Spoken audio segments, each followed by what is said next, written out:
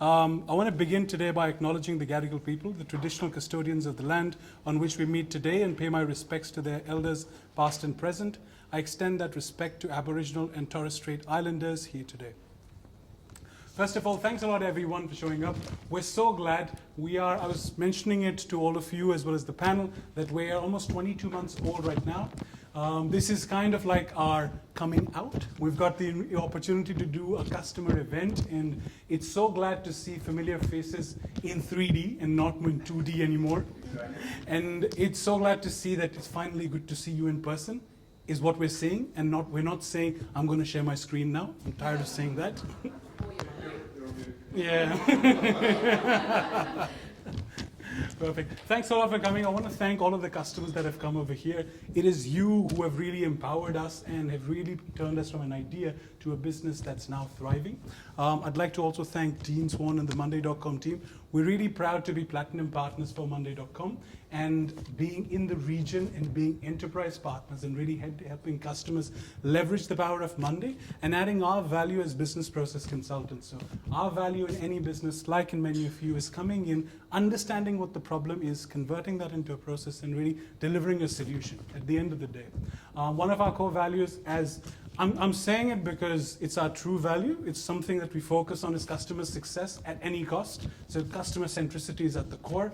Those of you who are still trying to make me laugh, I am not going to. I have practiced this 3 times. The other partners that I want to really call out is, I'm really glad the PageProof team is over here. We've been collaborating for the past 8 months, and it's a relationship that we've been building. The product works with Monday.com really well, and some of you actually in the room have been exposed to it. And we really look forward to working with you in the year ahead. Perfect. I'm just going to open it up. There are a couple of apologies from the panel today. Stefan Jensen, one of our co-founders, unfortunately, somebody in his family contacted COVID just yesterday, so he's an apology, and I'm going to be filling in really big shoes. Those of you who have met Stefan know how big they are. The second is from the ReadyTech team. We have the beautiful Amanda representing over here. We had an initial invite for James Diamond, the CEO of ReadyTech, but he's had a personal situation, and Amanda over here will be filling in and helping us out through the panel. Perfect. Before I introduce the panel, really want to talk about what today is about. We wanted to host this thought leadership event and really talk about something that we've been seeing in 2021 and something that we foresee for 2022, is really that organizations encouraging this culture of measuring performance. Now, we thought through this topic a little bit. There was a bit of a debate that there are 3 big words over here. We're talking about encouragement, we're talking about culture, and we're talking about performance. We thought through it and we felt it requires encouragement, because in most organizations that isn't the as is. And we did a lot of pre-reads, we sent it to the panel also, and what we identified, that culture is the most tricky thing when trying to measure performance. In order to get people not defensive about what they're doing, and really be collaborative of progress, of pitfalls as well as progress. Sometimes people get defensive around that. So culture is one of the most trickiest bits that we felt. It requires encouragement. Organizations are not motivated to have this, but at the end of the day, this is the only way that you can look ahead. In order to not to have reviews at the end of a quarter or reviews at the end of the year, but to have constant feedback loops. That's something that we as an organization want to deliver. And finally, performance. A word that's overused, but really calling about, really assessing what's the input, what's the analysis, and what's the output. And tracking that performance and holding people accountable to that performance. So I'm gonna move ahead and introduce the panel. I was gonna do that myself, but I think they're much better at doing that themselves. So over to you, Dean, just about yourself. Do you want to grab the mic there? Yes, please. So, first of all, good evening, everyone, and good to see all of your faces here, and for asking us to join this panel. So it's good to be able to work perfect and be in an event as well. So my name's Dean Swan. I'm the Vice President of Monday for Asia Pacific and Japan. Been with the company since March 2020, so actually set up Monday.com here in Australia. It was our second international office, so the company is headquartered in Tel Aviv. Our first office was in New York, and then Sydney was in fact our second international office In the last 2 years, though, I think we've now opened up offices in, we've just opened one up in Tokyo. We're in the process of opening up an office in Singapore, London, Denver, Miami, San Francisco, Warsaw, running out of places here, but it's been a great time. Our journey in Australia so far, we've gone from one person 2 years ago being myself. We've now got a team of about 80 people and growing. And as well as I mentioned before, we've now opened up our office in Tokyo and in the process of opening the office in Singapore. So Australia and Sydney specifically serves as a hub for Asia Pacific. And again, want to also thank all of our customers and prospective customers for supporting us on the journey as well, and as well as WorkPerfect supporting us on that journey as well, Shah, because it's been a phenomenal journey of growth so far. We've gone from 7,000 customers in Australia and New Zealand to now 12,000, and seen some amazing progress in terms of the work that we're doing with these organisations. And I hope we can share a few stories today as well, and I'm sure we're going to hear from a few of our customers as well in that regard. Perfect. Hand over. Thanks a lot. Does that work? Can everyone hear properly, or is it just it's a token? I think that's more for those guys to prepare the trailer. It's more for the trailer. Awesome.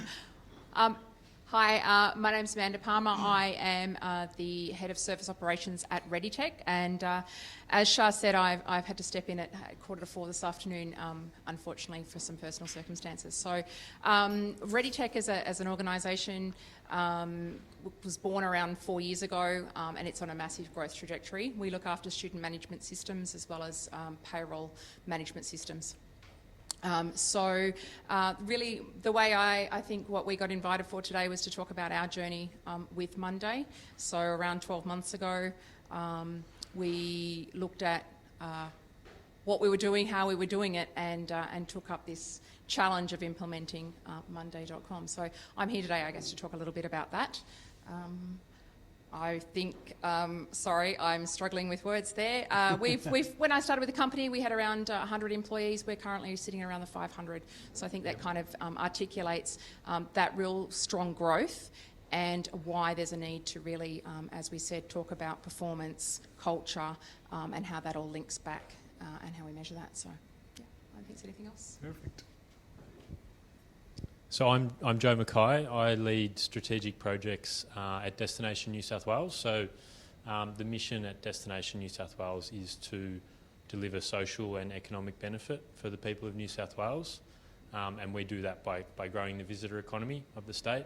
So it's been a pretty tough mission, obviously, in Fortress Australia for the last 2.5 years with borders closed. Obviously, tourism and the visitor economy has had a massive impact. But we use Monday to essentially enable and kind of support all our strategic projects across the organisation and make sure we're all pulling in the same direction.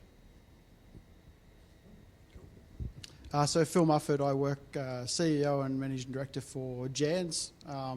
If you've heard of us, you're probably attached to rock and roll.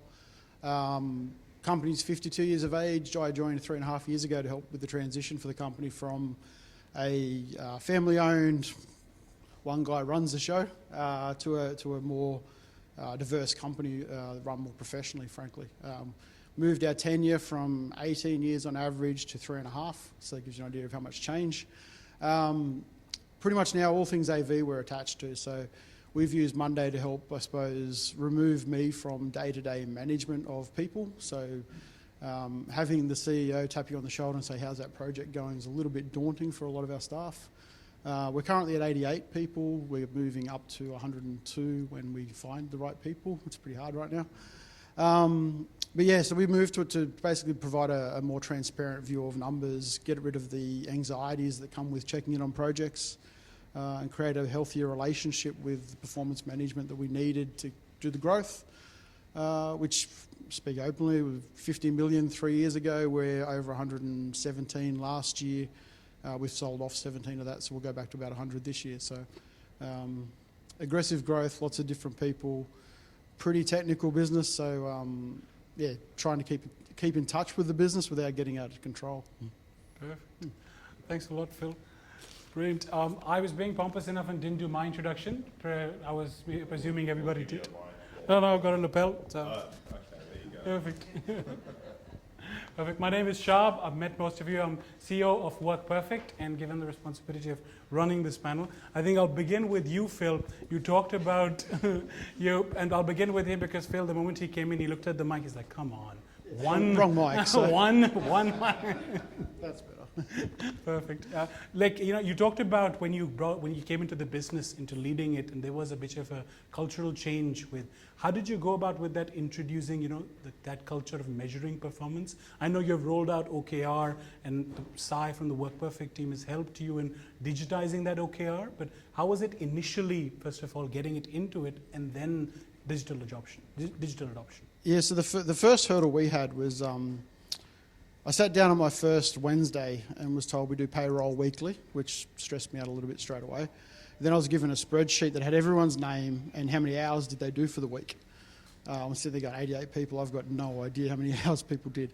So we got over that hurdle of accepting that perhaps we don't need to be on paper. So we moved to a Word document for our OKRs. It's pretty long. It's about 3.5 pages from memory. It has a lot of emotional stuff in the bottom of it. How do you feel today? All that sort of stuff that's probably tied to the wrong frame for when you're trying to go through an OKR review. So what we moved back to was what's the company trying to achieve overall, which was pretty much sustainable, rapid growth in an industry that's pretty tough. 30% of our business pre-COVID was tied to production and events, so rock and roll concerts, things like that. Theatres, opera house. That all went away pretty quickly. So the OKRs gave us a measure to say, okay, what are people up to?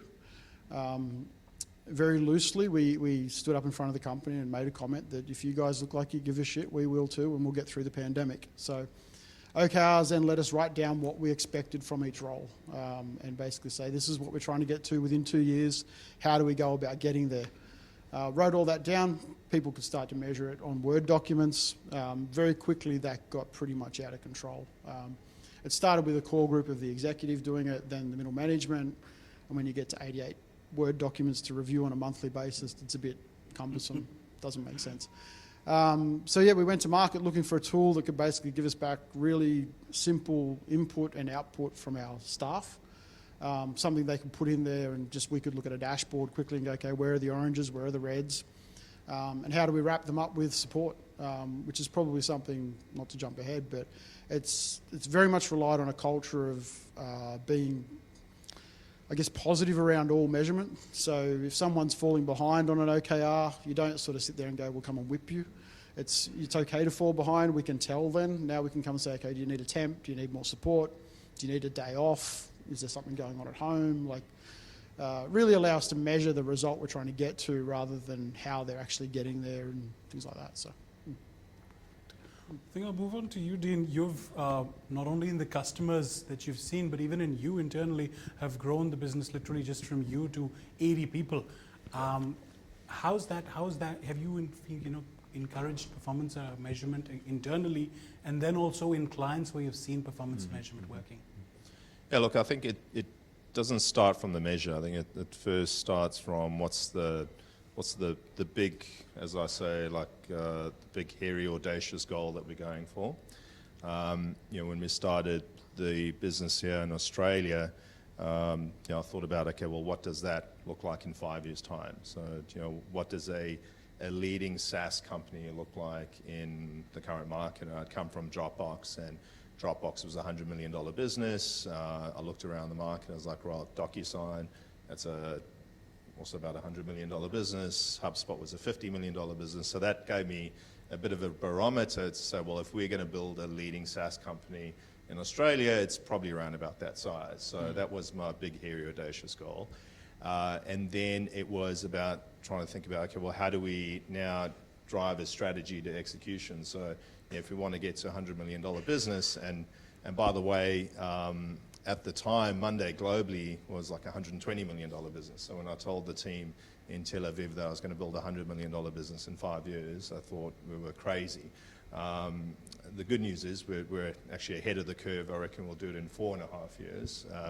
All goes according to plan. But and I think there's a lesson in that as well, is it's like having these big goals and actually going after it. But coming back to the performance measures, then it was translating that sort of big, hairy, audacious goal into, well, what are the strategies, what are the initiatives, and then being able to then run at that, over a period of time. And things get super busy, right? There's like just so many things that we're dealing with in terms of recruiting and setting up offices and the day-to-day. It's there's a lot going on. And I found that having that OKR framework, because that's what I worked off, so sort of grounded me on that. So whenever I was sort of lost in something, I could always come back to that and then look at the OKRs and go, all right, oh yeah, I hadn't thought about that. It's been a while since we tackled that or had a conversation about it. Let's get back on top of it. So it's very grounding in that sense. Coming back to the measure now, so what we implemented was we had an OKR board that aligned to all of our strategies, and then we broke that down in terms of, well, what does that look like in terms of where we're trying to get to in Q1, Q2, Q3, Q4, and then I just do that as a quarterly review with the team. And so like, well, where are we on track, where are we off track, where do we maybe even need to raise our ambition around what we were going after, right? And we found that happened a couple of times during like the last year, for instance, where there were some areas where our goals actually weren't ambitious enough. So it was just constantly coming back into that and saying, all right, well, we had a goal of 100, maybe we're already close to that, we're at 80. How about we make that 200? And then we ended up the year at 262 for one of the particular measures. So we were way off. So I think it just helped us as well with our pace. I think the other thing then, coming back to the culture around that, it's okay to fail. Like we'll talk openly about the things that we're not doing well at, and sort of and we built a culture of coming together around these things and saying, all right, well, where are we winning? What are we learning? And the areas that we're not doing so well, what could we do differently? And just sort of having that retrospective, and that becomes a very natural dialogue within our business to look at things quite objectively. And people not being defensive and saying, you know what, we're not doing this, or we're doing that well, let's continue to build on that. Perfect. That's really good to know. I think I'll move on to Amanda. Now, Amanda, you mentioned initially when you joined the business there were 100 odd people, and then now you've become 500. I know when we started working with James and Tony in the business, the idea was having projects and having no view of how much time is this going to take. It was off the cuff. And also hiring was a little bit off the cuff, but I believe working with Monday as the product and WorkPerfect as the team, has it helped to give some idea on measuring where things are at and also be a little data-driven in hiring? Yeah, look, it absolutely has. I think, similarly the story was, we were using spreadsheets, we were using a number of tools to try and track project management. And with that, we really didn't have the visibility on where we really needed to make our investment. So was it in our people? Was it in further technology? We just had nothing. So not only that, our customers were also, I guess, a little bit in the dark as well. So in putting in Monday, what that's really done is been able to give us the visibility around where is a project, where is it at, when we can forecast into the future. We've got projects coming down the line. How are we tracking? How are we measuring? And you're really being able to answer those questions. I think the other really thing for me was unmeasured and discretion were two probably discretion in terms of spend and also in what our people were doing. Did we have the right people working on the right tasks at a particular time? Did we really know how long those tasks really took? Monday was really able to draw out and say, okay, well, we actually thought that task took 5 weeks, but in actual fact, it only takes 2 weeks. So we were able to definitely get some more visibility around that. It's good to know. Joe, over on to you. And the reason I came to you last is you had the biggest challenge because the WorkPerfect team worked with you. 295 people, 12 departments. And I know Sai and you worked through on getting one and getting that, because when we started working with Joe and DNSW, the vision that we had was that we wanted a dashboard for the chief executive to see where are things at. And it sounds in one sentence, but How was it through getting from nothing to 295 people, 12 teams, one dashboard?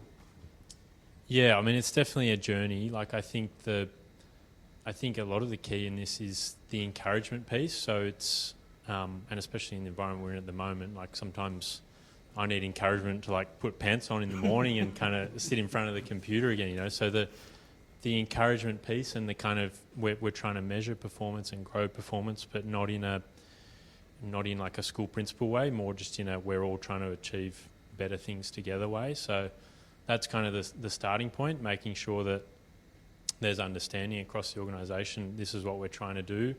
Mm-hmm. It's for the right reasons, and we're going to do it in the right way. Yeah, I mean, I think our CEO had a really clear vision, super simple, that he wanted to, at midnight on a Sunday or whenever it was, he wanted to open his iPad and jump in and see what was happening and where we were at with our key measures. So that kind of, I guess that was the big, hairy, audacious goal. Dean? Yeah, it's simple once you're there, and it's great, and it's, you know, beautiful and colourful, and he can kind of drill down and get wherever he ends up and post comments and share gifts and things. So I think in a way having that really clear, he loves it too. That really clear endpoint in a way made it easy. Like we kind of knew where we had to get. Yeah. The journey's kind of never finished. Like there's always ways you can improve it. But we're almost working backwards from that end point. And we're seeing, really good kind of engagement with it and adoption. And I think that's because we have had that encouraging approach rather than a more dictatorial or it's very much a together approach. Phil, you initially, when you were mentioning that, you mentioned that it's okay to fail. And it's good when you hear leaders of the business saying that, but did you feel that translated, because I'm again going back to the culture piece, were you able to translate that to the 88 people in your team, or what were the tactics that you employed to kind of communicate that across? Yeah, I mean, I had the same edict. It was like, go build a dashboard, one panel of glass, please. Everyone wants a dashboard. Yeah, I've got heaps of them now. So the theory's fine. Like I said, for me, it was trying to remove the fear. If the CEOs walked in, tapped us on the shoulder. Having driven so much change and had a lot of staff that were very tenured move on as well, there was that fear of don't get too close or he'll kill you type thing. Not at all the reasons why, but it was. I guess when we started the journey, it was how do we get to a simplified form that we can see what's going on. As we got further and further into it, pains me to say it, I was probably a little bit ignorant to how much work the guys were doing to get stuff done. So as we went back through it and go, okay, build a dashboard of 12 into one, you go, okay, well, there's 36 items. I'm conscious my marketing manager's here tonight, and he's had to onboard 14 people at once. So the team was 4. Big shift in our strategy was from sales-led to marketing-led. 4 people there, they weren't really the right kinds of people. They self-selected when we said this is what we're going to do.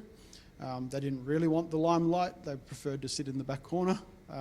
So we had to go and replace the entire team. The challenge for that's then how do we replace all of the people, no incumbent IP, and respect that this is now a very complex team. So putting that together, I guess taking the time to understand from the team themselves, what do you want to be measured on? How do you guys measure yourselves? What does good look like? I know what an egg shape is, but if the marketing guy tells me that that's an old style egg, this is a new style egg, you've got to draw it like this now and paint it green, then so be it. Who am I to judge? At the end of the day, if the measurement from the market responds to the ads that they're drawing, I can't really argue with it. So it did require a fair bit of bite my tongue, bit of, I suppose, mutual respect to the guys to say, hey, you're the experts, we pay you to do this. Tell us how you think you should be measured. We're 3 years into the journey. The metrics have changed a lot. The original metrics were probably more, what does the boss want to see, as opposed to now it's what do you need help to actually get through what you're trying to get through. So I think it's just making it safe. It sounds simple, make it safe for the guys, but it is biting your tongue at the times where you go, man, I wouldn't do it that way, but okay, show me why you think that way and let's work our way through it. Eventually we end up back at my way, but we go down their path for a while. So Dean, I'll move over to you. You shared your story with how you've grown within Monday, but even within your customers, when your days at Dropbox, same at Monday, when you've seen this roll around, what's the biggest challenge and pain points that you've seen when this kind of cultural change to kind of measure performance is being adopted? Yeah, so if I think about the cross-section of our customers, some of them are the largest organisations in Australia, and some of them are small businesses. And I think the thing that they all have in common, regardless of their size, it still blows my mind that they're running their businesses on spreadsheets, right? Like, we've got a significant retailer, and they had 180 strategic initiatives, and some of those initiatives are $100 million projects, but they were running that on spreadsheets. And then they had a team that would spend a lot of time every week trying to translate the spreadsheets and the work that people were doing into a PowerPoint slide to present that into the CEO and the leadership team.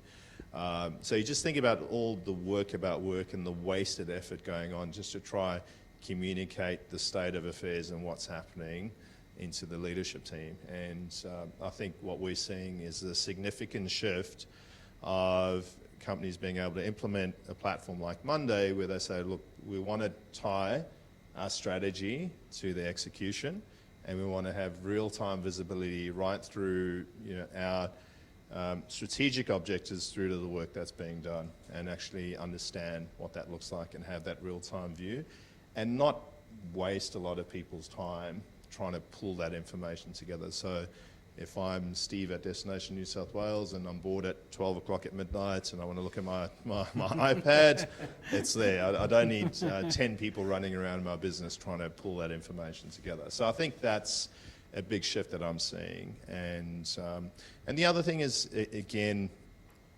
companies have these teams that are using all these different platforms in siloed ways. And I think that, again, sort of is an inhibitor for them to be able to get that visibility, but it's also an inhibitor for them to work quite cohesively, right? So if you look at agile, it's very much a way of working that's come out of the tech industry and technology companies, but now it's becoming more pervasive across more traditional industries, and it's being used by both technical as well as non-technical teams, right? So you see large banks starting to organize their teams into tribes around a very specific product or a very specific service, but that team is a multidisciplinary team. It's engineers, it's marketers, it's legal folks and compliance folks and so on.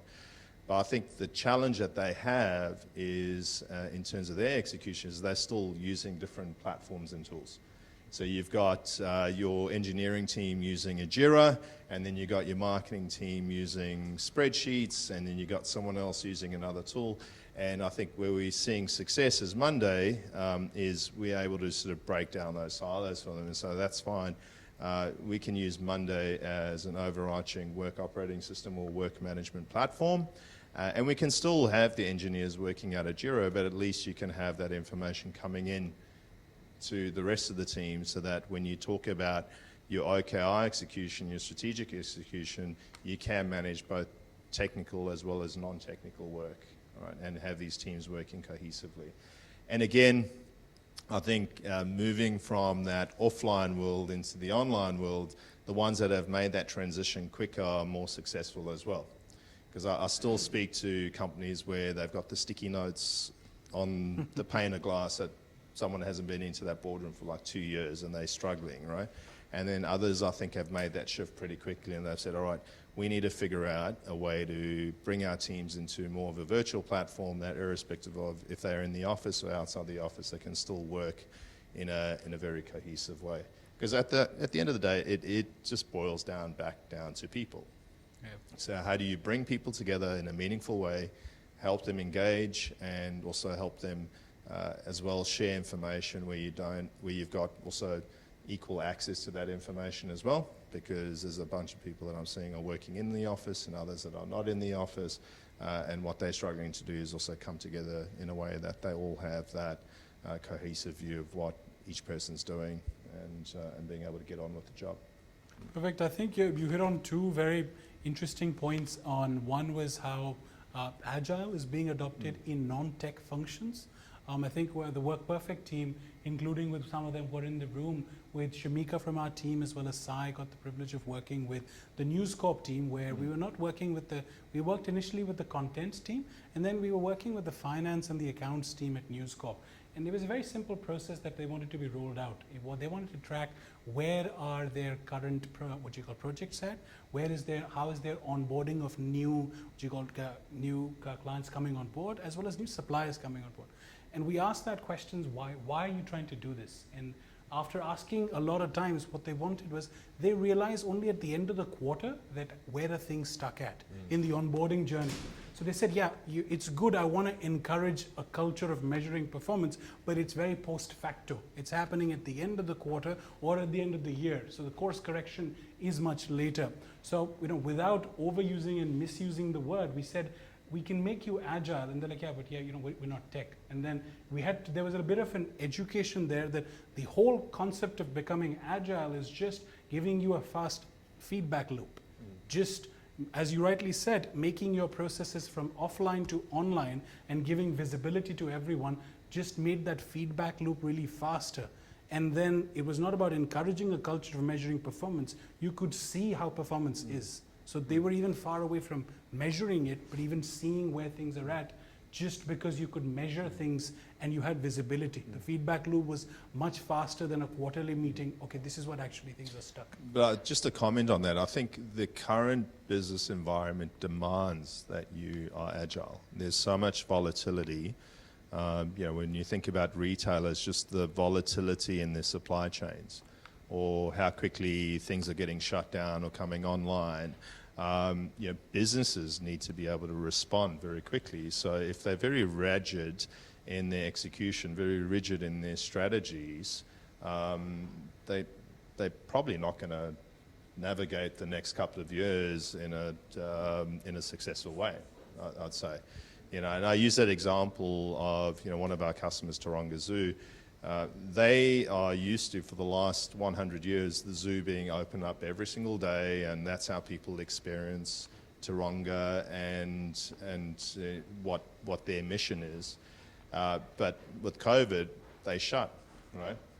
And within a week, by being agile, they were able to stand up Taronga TV, where they built it from zero to this platform within a week, where they have 3 million users engaging the Taronga experience through the Taronga TV. Now, bear in mind, they only get 2 million users through their gates every single year, and I think the stats, they're getting 3 million viewers a month. So they're getting way more people experiencing Taronga through that approach. So I'd say, actually, through COVID, they've become more successful because they're getting more people engaged with their mission. But that shows you that I think organisations are agile, they're able to execute really quickly, are ultimately going to be successful, and they're going to be able to navigate everything that we've got going on around us. Perfect. I mean, not to make this yet another COVID event, but it is the reality of how things were in the past 2 years. Amanda, like in your business, there has been this rapid increase in people. Having these tools that have low barriers of entry is what we've understood with Monday. Has that supported in the virtual onboarding of people and getting them on tools much easier? Has that helped? Yeah, absolutely. So the growth for us has been people all over Australia and internationally. So being able to bring them onto a platform where we're able to, I guess, share information and also measure what they're actually doing has really helped with their onboarding. I think they're feeling that they're not sort of stuck in a back room somewhere on a Zoom meeting and no one really knows what they're actually doing or how they're contributing. On the flip side, of course, for those that have, I guess, struggled to onboard during the pandemic, has also been able to highlight that for us as well. But yeah, Monday, as you said before, not only from a project perspective, but I guess even just a forecasting of what we want to do. We're using it literally for every part of our business, whether it be finance, whether it be in the marketing space, the communication space. So we send, bucket loads of communications out all the time. And what that's been able to do is also give visibility across the business around, what we are actually doing. I think, Joe, following up to you, you've seen that, I know, Sai and Sai from the Work Perfect team and yourself have realized that the tool delivers the OKRs is there, but the change management is the most trickiest bit. What are the tactics that you employed which was cross-functional because of 12 different teams, there are 12 head of some things. How do you get them and their teams on? Yeah, I guess I think of OKRs and agile and things like that. When I first kind of started to learn about them, you think of Google, as kind of this visionary place to work and an amazing organisation, and they do incredible stuff. But not every organisation is Google. But that doesn't mean you can't start on the journey and become a little bit more agile and use OKRs in a certain way. So it's kind of, for us, has really been about just trying to be a little bit better every week, every month, whatever, just starting on that journey. And that does look different for everyone. You mentioned we've got kind of a pretty cross-functional, diverse group of accountabilities and skills. So it's just back to the listening piece, the encouraging piece, really taking the time to understand what the objectives are and what different teams and groups are trying to achieve. And so that's probably been a slight silver lining of COVID, kind of pausing everything for a moment in time, especially from a tourism point of view. There was a bit of opportunity for self-reflection and to try and figure out, where do we want to go? What does a really great visitor economy in our space look like, in 5 years and so on. So, taking the time to pause and to listen and encourage and understand, and build just a starting point. We're not Google, and our OKRs aren't probably best practice in all cases, but they're a little bit better practice for us than where we were last year, and so it's just about trying to be a little bit better and then sharing in that success with everyone. When Steve does log on and give you a Mr. Bean thumbs up GIF on your OKR dashboard or whatever, just kind of enjoying that and just trying to keep on improving, I guess. Look, I think if anybody has any questions or comments, I'm going to open it up to everyone. Anyone, try to be less cheeky, but I'm going to open it up. If anyone has a question for anyone on the panel or a comment also. Yeah, Amanda, you were saying, sorry, David, Amanda, you were saying that you actually rolled out Monday across a number of parts of your business. And I'm keen to hear from the others whether that also happened that you actually ran it through your business in more broadly, and especially for New South Wales, obviously. Also, do you feel if you comment on that? Yeah, I mean, Monday for us started through the marketing team and the creative studio within marketing. So probably that kind of 1A type use case of managing workflows and briefs and that kind of thing. And then, that pilot went quite well and expanded to the rest of the marketing team, to then where we got to the point that we realised there was benefit to be had for all parts of the organisation. So we're at that point now where everyone across the organisation is on board. And we're starting to see that, where Monday really sings, I guess, or hums along is when everyone's on the platform and you've got that transparency and visibility. So for us, it started with a small pilot in the studio and grew from there. We've rolled it. So because it was to appease me, it effectively meant all of my direct reports. So it went right across the senior leadership team, core leadership teams. The teams that then have taken it down further are your professional teams, so your marketing teams, sales teams, things like that. The warehouse, there's no point having a guy on a forklift with OKRs. They sort of work to their guy above's OKRs. It's really been a case of trying to get them to understand, though, that this is around trying to make their lives easier from a reporting point of view. We touched on it before around the cost of reporting and people running around the business all the time. And I'm not a control freak. Steve sounds like a great guy.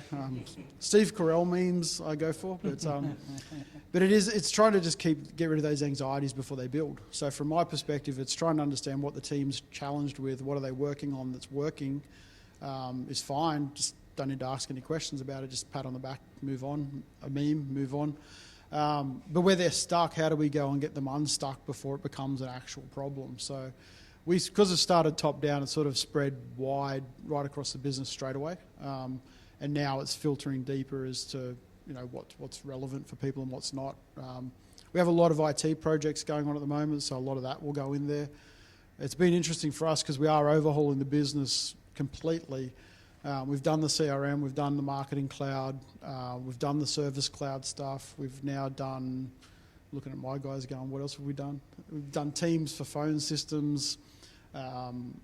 Marketing has half a dozen things that now have all gone into marketing cloud. So by bringing it into this sort of tool, we start to see where everyone's spending and go, well, hang on a minute, we don't actually have a digital transformation strategy other than to not be on paper. So by being able to get visibility to it, we've brought it back to that simple one pane of glass.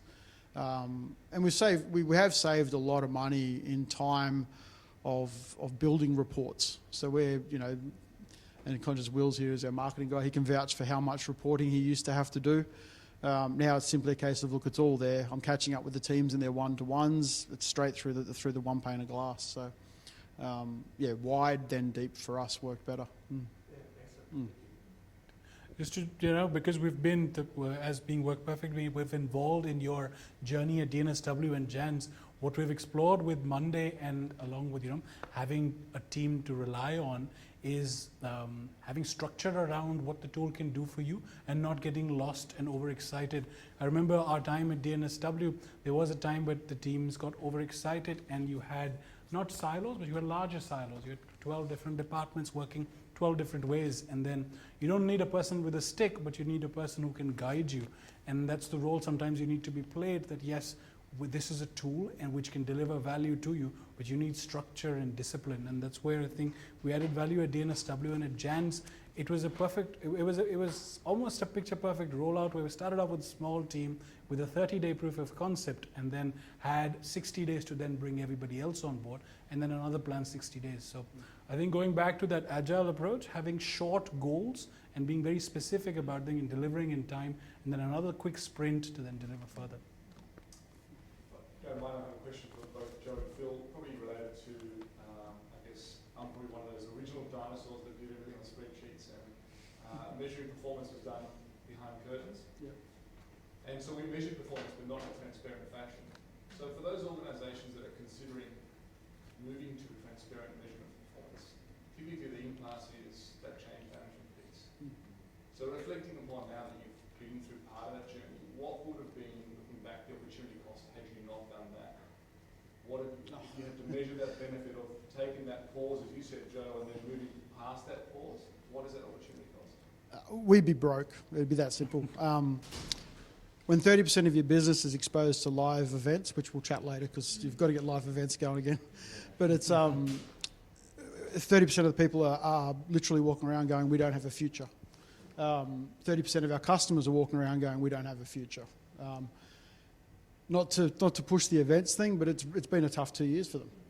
So that filtered into the business pretty quickly as a really negative vibe. So even though our retail business boomed, it's doubled in the last 2 years. It's phenomenal. That's 3 guys run our retail business versus about 18 guys that are exposed to events. So that negative influx meant, we need to get on top of it. Being able to measure what people were up to and understand that the objective is get out the other side. The objective is to stay present with our customers, do what we can to help.